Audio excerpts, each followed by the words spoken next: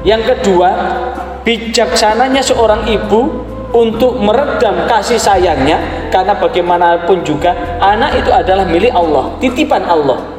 Urusan kemudian anak itu diambil lagi oleh Allah atau tidak, itu urusan Allah. Maka apapun yang ada di dalam diri kita, apapun itu adalah milik Allah. Bahkan diri kita pun milik Allah. Apa bukti bahwa diri kita ini adalah milik Allah?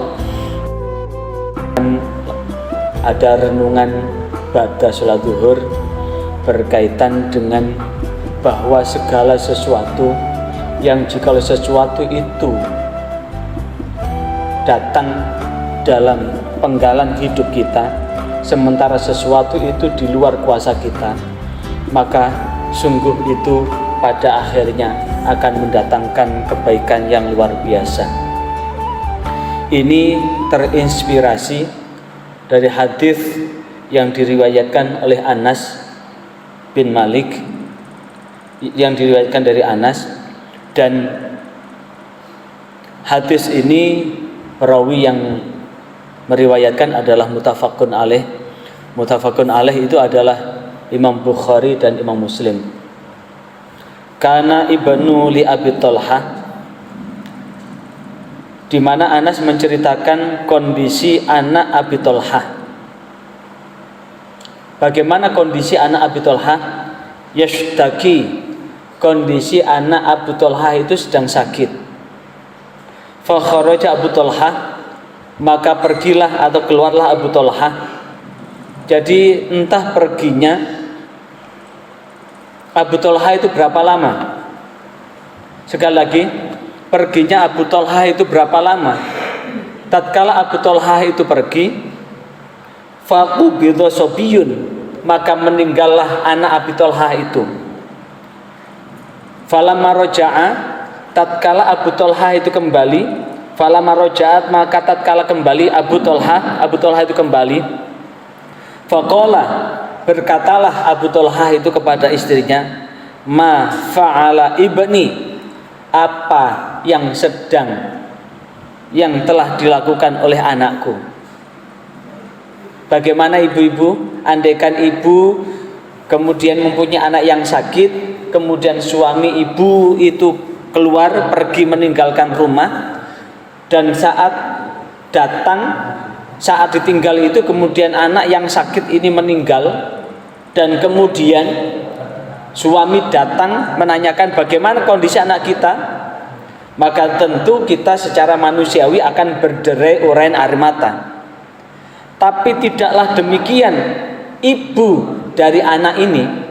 Faqalat Ummu Sulaim, maka berkatalah Ummu Sulaim, dan ini menceritakan tentang kondisi Ummu Sulaim atau Abu Thalhah. Abu Thalhah itu adalah suaminya dari Ummu Sulaim. Faqalat, maka menjawablah Ummu Sulaim, wahia Ummu Sobiyun, dialah ibu dari anak yang meninggal tadi. Apa jawabannya? Huwa askanu makana, anak kita keadaannya lebih tenang daripada kondisi sebelumnya. Apa maknanya? Bahwa meninggalkan dunia ini, sebetulnya ketika yang meninggal itu adalah orang yang solih, maka sesungguhnya ketika meninggal kita sudah beristirahat dari kepayahan kehidupan. Jadi orang yang beramal baik di muka bumi ini kemudian meninggal, maka meninggal kita itu sudah beristirahat dari kepayahan kehidupan dunia untuk menikmati hasil apa yang kita lakukan. Berbeda dengan orang yang ahli maksiat, ahli berbuat dosa, maka kemudian ketika dia meninggal, dia akan mendatangkan kepayahan di kemudian hari. Maka di dalam satu riwayat, kalau ada orang baik meninggal, dia segera minta dicepatkan untuk dikuburkan. Sementara yang meninggal itu orang yang tidak baik, dia minta jangan segera dikuburkan, karena ketika dikuburkan dia akan mendapatkan siksa kubur itu. Tapi kalau orang yang baik, orang yang tidak pernah maksiat, orang yang selalu berbuat baik, maka meninggalnya itu adalah istirahat panjang dari kepayahan di muka bumi ini. Karena apa?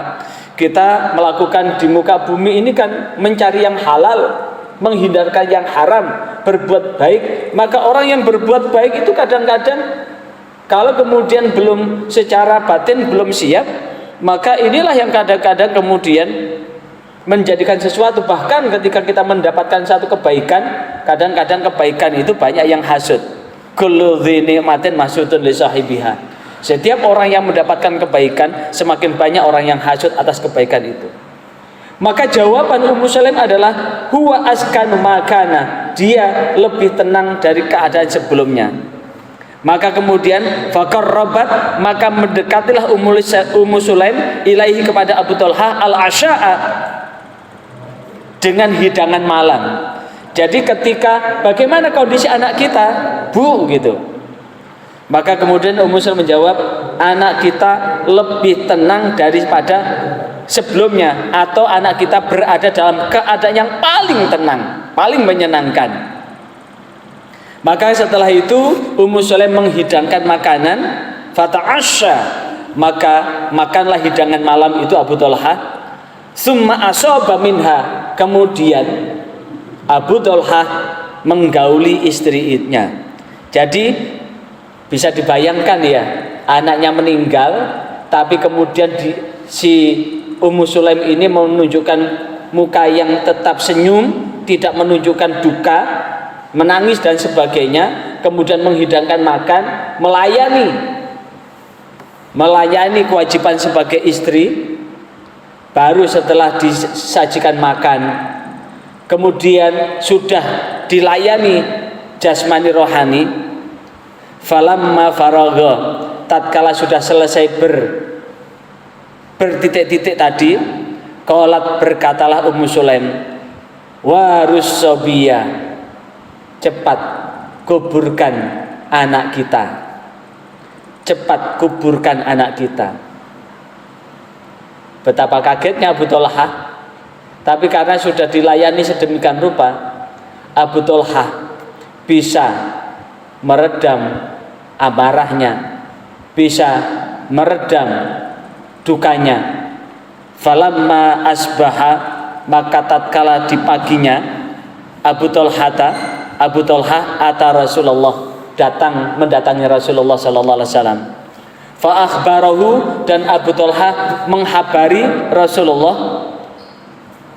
Saat dikabari bahwa dia sudah menceritakan bahwa anaknya meninggal.